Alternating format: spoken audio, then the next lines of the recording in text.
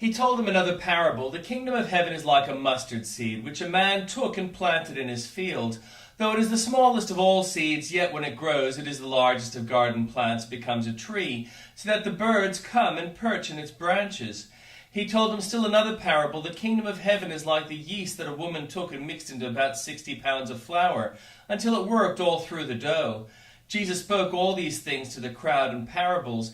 He did not say anything to them without using a parable, so was fulfilled what was spoken through the prophet. I will open my mouth in parables, I will utter things hidden since the creation of the world. Then he left the crowd and went into the house. His disciples came to him and said, Explain to us the parable of the weeds in the field. He answered, The one who sowed the good seed is the Son of Man. The field is the world, and the good seed stands for the people of the kingdom. The weeds are the people of the evil one, and the enemy who sows them is the devil. The harvest is the end of the age, and the harvesters are angels. As the weeds are pulled up and burned in fire, so it will be at the end of the age. The Son of Man will send out his angels, and they will weed out of his kingdom everyone that causes sin and all who do evil. They will throw them into the blazing furnace, where there will be no weeping and gnashing of teeth. Then the righteousness will shine like a sun in the kingdom of their Father. Whoever has ears, let them hear. The kingdom of heaven is like treasure hidden in a field. When a man found it, he hid it again, and then in his joy went and sold all he had and bought that field. Again, the kingdom of heaven is like a merchant looking for fine pearls. When he found one of great value, he went away and sold everything he had and bought it. Once again, the kingdom of heaven is like a net that was let down into the lake and caught all kinds of fish. When it was full, the fishermen pulled it up on the shore. Then they sat down and collected the good fish in the baskets, but threw the bad away. This is how it will be at the end of the age. The angels will come and separate the wicked from the righteous and throw them into the blazing furnace, where there will be weeping and gnashing of teeth. Have you understood all these things? Jesus asked. Yes, they replied. He said to them, Therefore every teacher of the law who has become a disciple in the kingdom of heaven is like the owner of a house who brings out his storeroom new treasures as well as old. When Jesus had finished these parables, he moved on from there. Coming to his hometown, he began teaching the people in their synagogues, and they were amazed. Where did this man get his wisdom and these miraculous powers? They asked, Isn't this the carpenter's son? Isn't his mother's name Mary? And aren't his brothers James, Joseph, Simon, and Judas? Aren't all his sisters with us? Where then did this man get all these things? And they took offense at him. But Jesus said to them, A prophet is not without honor except in his own town and in his own home. And he did not do many miracles there because of their lack of faith. And the Old Testament reading.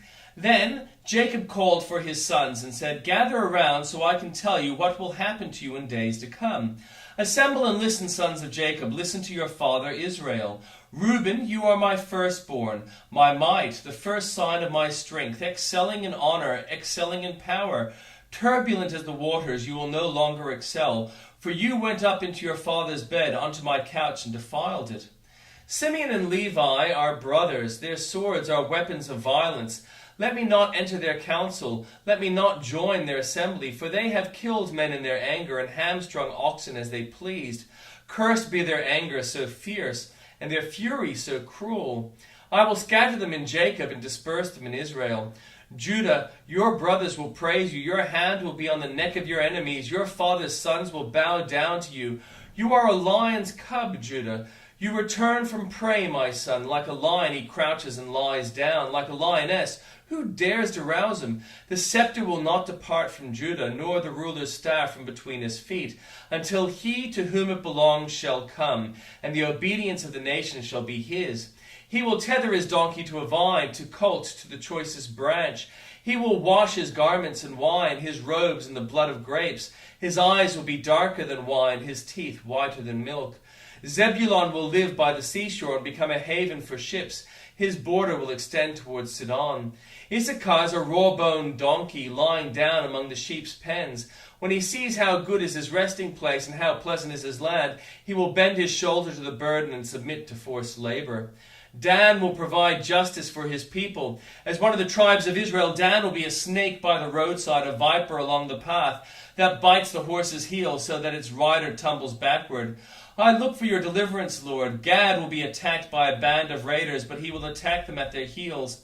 Asher's food will be rich. He will provide delicacies fit for a king. Naphtali is a doe set free that bears beautiful fawns.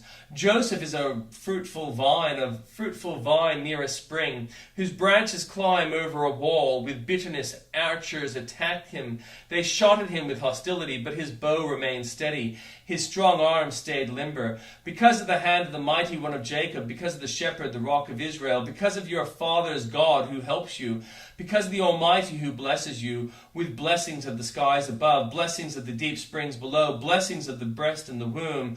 Your father's blessings are greater than the blessings of the ancient mountains, than the bounty of the age-old hills. Let all these rest on the head of Joseph, on the brow of the prince among his brothers. Benjamin is a ravenous wolf. In the morning he devours the prey, in the evening he divides the plunder. All these are the 12 tribes of Israel, and this is what their father said to them when he blessed them, giving each the blessing appropriate to him. Then he gave them these instructions. I am about to be gathered to my people. Bury me with my fathers in the cave of the field of Ephron the Hittite, the cave in the field of Machpelah, near Mamre in Canaan, which Abraham brought along with the field as a burial place from Ephron the Hittite. There Abraham and his wife Sarah were buried. There Isaac and his wife Rebekah were buried, and there I buried Leah. The field and the cave in it were bought from the Hittites. When Jacob had finished giving instructions to his sons, he drew his feet up into the bed, breathed his last, and was gathered to his people. Joseph threw himself on his father and wept over and kissed him. Then Joseph directed the physicians in the service to embalm his father Israel. So the physicians embalmed him, taking a full 40 days, for that was the time required for embalming, and the Egyptians mourned for him 70 days. When the days of mourning had passed, Joseph said to Pharaoh's court, If I have found favor in your eyes, speak to Pharaoh for me. Tell him my father made me swear an oath and said, I am about to die. Bury me in the tomb I dug for myself in the land of Canaan. Now let me go up and bury my father, then I will return. Pharaoh said, Go up and bury your father, as he made you swear to do. So Joseph went up to bury his father. All Pharaoh's officials accompanied him, the dignitaries of his court and all the dignitaries of Egypt. Besides all the members of Joseph's household and his brothers and those belonging to his father's household, only the children and the flocks and herds were left in Goshen. Chariots and horsemen also went up with him. It was a very large company. When they reached the threshing floor of Atad near Jordan, they lamented loudly and bitterly, and there Joseph observed a 7-day period of mourning for his father. When the Canaanites who lived there saw the mourning at the threshing floor of Atad, they said, The Egyptians are holding a solemn ceremony of mourning. That is why that place near the Jordan is called Abel Mizraim. So Jacob's sons did as he had commanded them. They carried him to the land of Canaan and buried him in the cave in the field of Machpelah near Mamre, which Abraham had brought along with the field as a burial place from Ephron the Hittite. After burying his father, Joseph returned to Egypt together with his brothers and all the others who had gone with him to bury his father. When Joseph's brothers saw that their father was dead, they said, What if Joseph holds a grudge against us and pays us back for all the wrongs we did to him? So they sent word to Joseph saying, Your father left these instructions before he died. This is what you are to say to Joseph. I ask you to forgive your brothers the sins and the wrongs they committed in treating you so badly. Now please forgive the sins of the servants of the God your father. When their message came to him, Joseph wept.